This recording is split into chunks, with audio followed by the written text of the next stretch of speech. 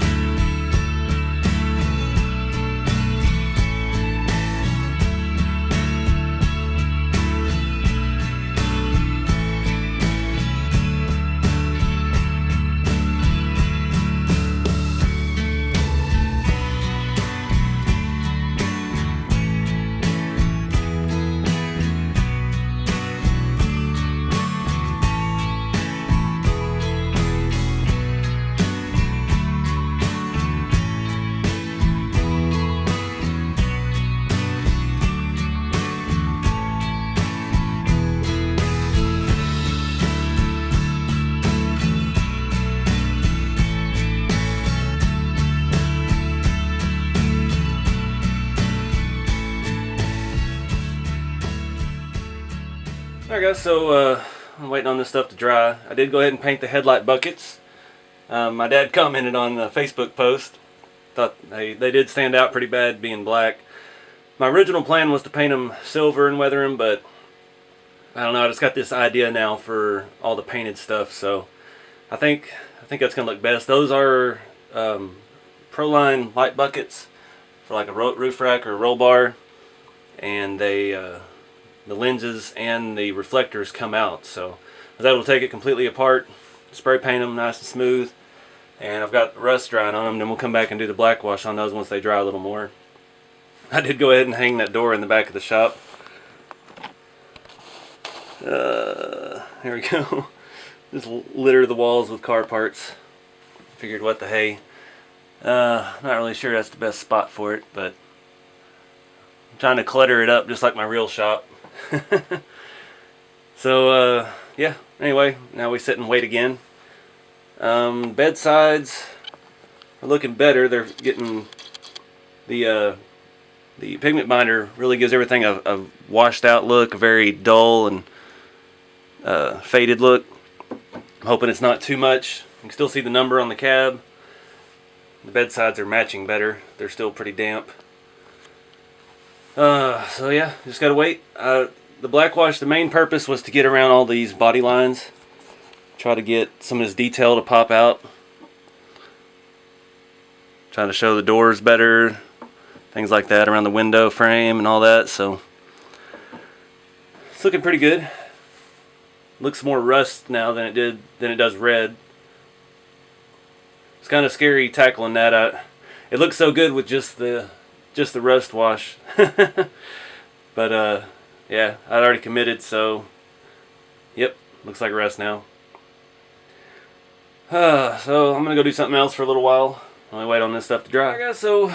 Everything's dry. I tested a satin finish, satin clear on the inside. It didn't really do anything. It kind of brought out the grain in the plastic. Even though this was the really nice high quality Shapeways print, there still is a little bit of texture to it. So I didn't opted against that.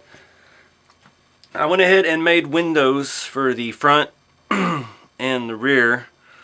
The front, I cut it right, and I used some hot glue to put it in, and it slid down a little bit, so there's just a little gap at the top. I don't know. It's hot glue's a mess trying to get it out and redo it. You can't really see it. There's just one little spot where my cut wasn't straight. It dips down. Some of the strings of the hot glue across the glass make it look like it's cracked, so that's kind of cool.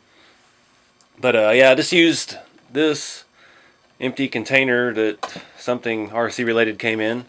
I cut little squares. It's like a heavy, thick Lexan, so it worked out pretty well. Leave the side windows open. Yeah, I'm gonna go ahead and start throwing it back together, and we can see what it looks like. All right, guys. So before I got it together here, I'd like to shout out to Dirty D's RC. He commented about using the rare earth magnets to mount the cab and everything. I still haven't done the cab yet, but after he brought that up, I had an idea. This body has mounting holes all the way around. Now, I had to cut the bottom ones off to clear the chassis, but I went ahead and drilled out these and shoved 3 rare earth magnets in each one. And another comment I had about weathering the firewall using peroxide and vinegar. So I had this soaking last night, put it outside for a little bit. This is the good side. It's going to face out, so it's got a good start to it. The other side got a real heavy section, but we're not going to see that anyway. But now, because it already stayed wedged in there where it needed to be, so now it's on. And I used multiple rare earth magnets. They're stronger the more you stack together, and those little mounting pockets there were deep enough for 5 or 6, but I only used 3 because I didn't really need a little bit overkill. So yeah, it'll stay wherever you put it, and it looks pretty good. It's going to give a nice contrast. So I'm going to go ahead and put all this together again, like I said, and we can see what the bed sides are going to look like for the first time on the truck. There it is, guys. Still a lot of things to work out, like mounting the body, the floorboards, but I posted up I was going to a local hobby shop yesterday, and try to find some electronics. They didn't really have anything that struck my fancy. I'm sort of like a high-end Castle Mamba something, and I don't know. Realistically, this isn't going to get driven that much. I just want it to be able to function. I want to say, yes, it runs. But, yeah, they didn't have any cheap stuff. They didn't have but 1 or 2 brushed ESCs, and they were a little pricey. So, I don't know what I'm going to do yet for running gear. But, yeah, let me get you some closer looks here at some of the new details we did. Alright, so the headlights, those are the Proline light buckets, lenses, and reflectors. I took them apart, painted them. My buddy over at Nightcrawlers 3D, he sent me those with one of my bodies, and they just happened to work perfect. I did cut down the bolts that I have holding my front leaf spring on, just to make them not stick up quite so high. So they are permanently attached on there. I do not plan on running lights in it. The wiring on that would just be a nightmare since it is on the front axle. They just don't make wiring small enough. So yeah, let me move you back to the firewall. And the firewall is rusting up nicely. It's a nice contrast to the body. I think, I don't know how much more that's going to keep rusting. I do see a problem coming in the future. The exhaust pipe is pulling the turbo off of the motor. That and the turbo on the back of the motor is pressed up against the firewall pretty tight. So there may be some changes coming with that. Not sure yet. I'm kind of holding off on the motor right now. I'm trying to move forward on the body and other things. But yeah, let me flip around the side. Alright, so here's an updated closer look at the weathering. It's a nice fade. There's stains. There's smears. That 2 is even more faint, which I kind of didn't want, but I think it still looks good. It still stands out. It's not quite as doesn't scream out at you like, hey, look, there's a number on the side of it. The bed sides came out really good. They match the body well. I went ahead and painted them. I did not paint the inside. You can see the other one in the back there, just for some contrast. May end up taking those off again and rusting the insides like to match the firewall. But I don't know. I don't think I'm going to force rust the frame. I think I'm going to let the frame rails just rust over time. The little brass solder joints here and there, I think it looks pretty cool. I've had a lot of people talking about the wheels, and okay, here's the deal on the wheels. They're white. They're gonna be hard to weather. White and light colors take differently to the way that I weather things, so I'm kind of hesitant to just start dumping stuff on these wheels. I do have to address the issue. Those 1.7s, the bead locks don't seat. I've talked to some other people who've had the same problem with them. I took one all apart, put the wheel in, put the inner ring in it, tightened all the 12 little screws up, and the tires came right back off. So they do not seat on those bead locks, and I don't know what the deal is with that. I guess I need a wider ring for the inside so the semi-truck tires actually seat. But yeah, not sure yet about that. I have even considered different tires and wheels. Just not sure yet. That's something we can always play with later. There's no hurry for that. Let me flip you around the back. Here you can see the back of the cab weathering, the window. Came out pretty good. Window's a little big. That's just the design in the body though. If you haven't checked out these bodies, they even have like inner structures inside the door, X's and bracing. So it's not just raw printing. There's actually an inner structure made into it. It's pretty cool.